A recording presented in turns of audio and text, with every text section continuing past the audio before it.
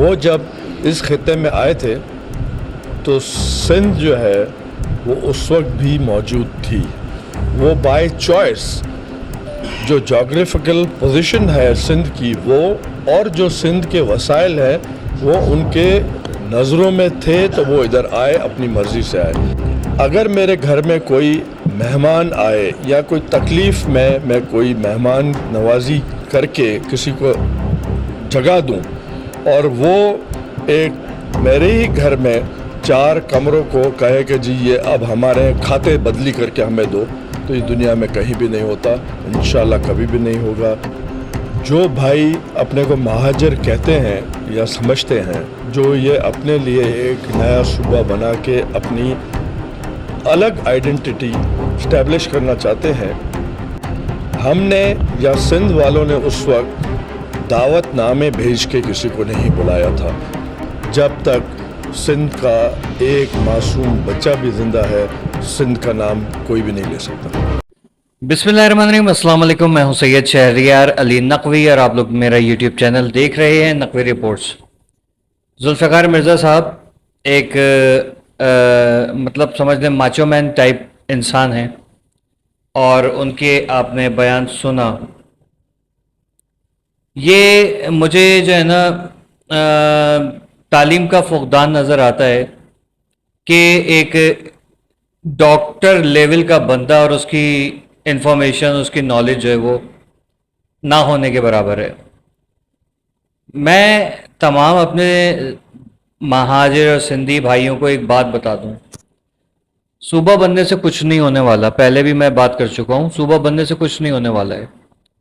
ٹھیک ہے, صرف اور صرف اس چیز کے اوپر توجہ دی جائے کہ پورا سندھ جو ہے نا ترقی کرے, پورا سندھ سکون اور امن اور چین کے جو گانے ہیں نا, گیت ہے وہ گانے گائے.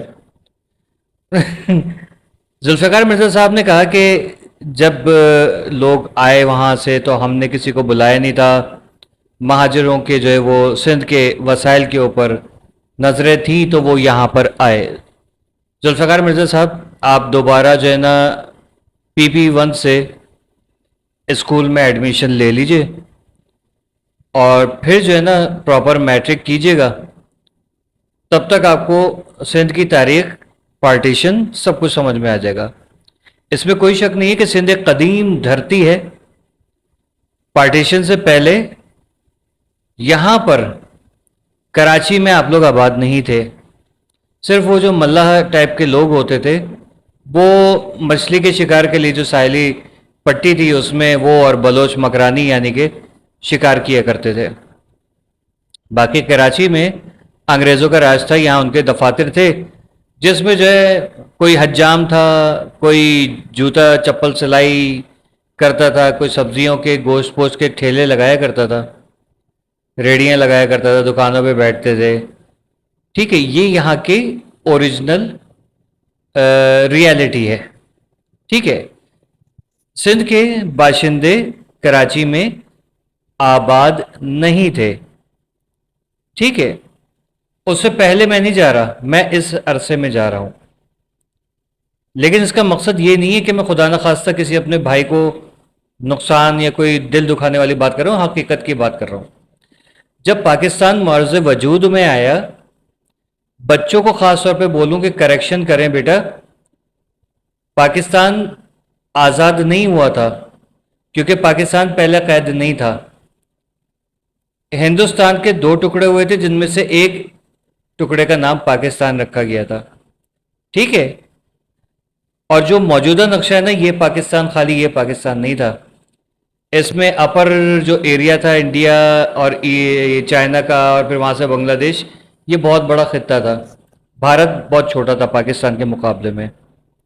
جو جواہر لال نہرو نے شراب کے نشے میں لارڈ ماؤنٹ بیٹن سے یہ نقشہ راتوں رات سائن کرایا اور صبح اٹھ کے یہ نقشہ دکھا دیا, یہ رہا جنا تمہارا پاکستان. ٹھیک ہے, انگریز کو تو جان چھڑانی تھی, بھاگنا تھا, وہ چلا گیا.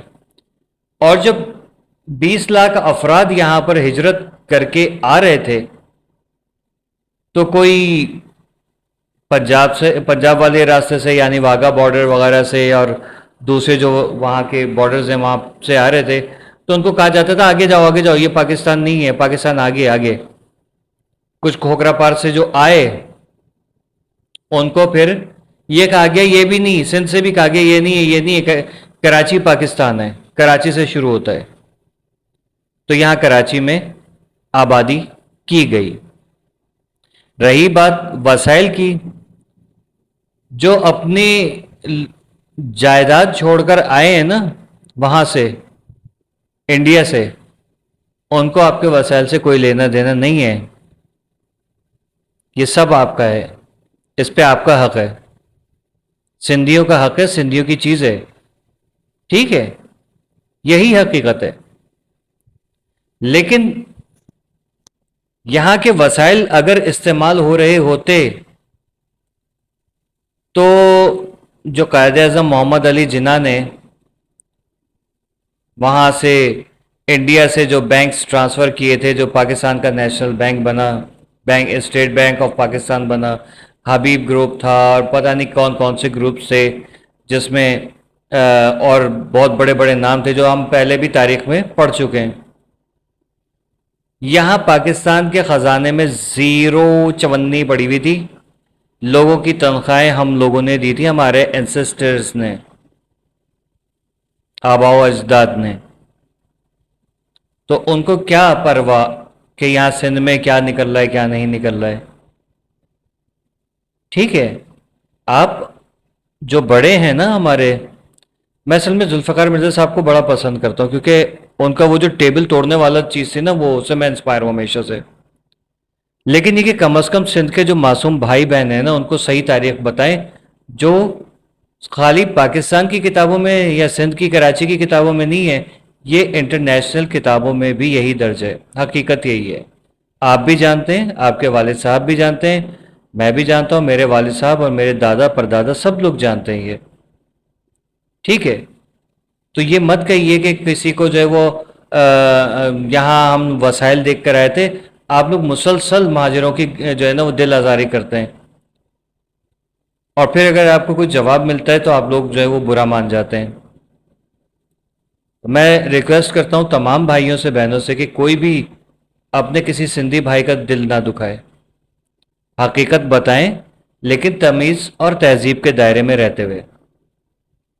کسی مہاجر کی اگر یہ نیت ہوتی تو شاید ہم اتنے تیز چالاک تھے تو آپ کی زمینوں پہ جو آپ کے وسائل پہ قبضہ ہمارا ہوتا، لیکن وہاں تو ہمارا قبضہ نہیں ہے، وہاں تو آپ کا بھی قبضہ نہیں ہے، اور اگر آپ کا قبضہ ہے یا آپ کے قبضے میں نہیں، کیا کہتے ہیں کہ آپ کی پراپرٹی ہے، آپ کی جائیداد ہے وہ سارے سندھ کے وسائل، آج تک سندھ میں غربت کیوں ہے سر؟ یہ بتا دیجیے گا کیوں؟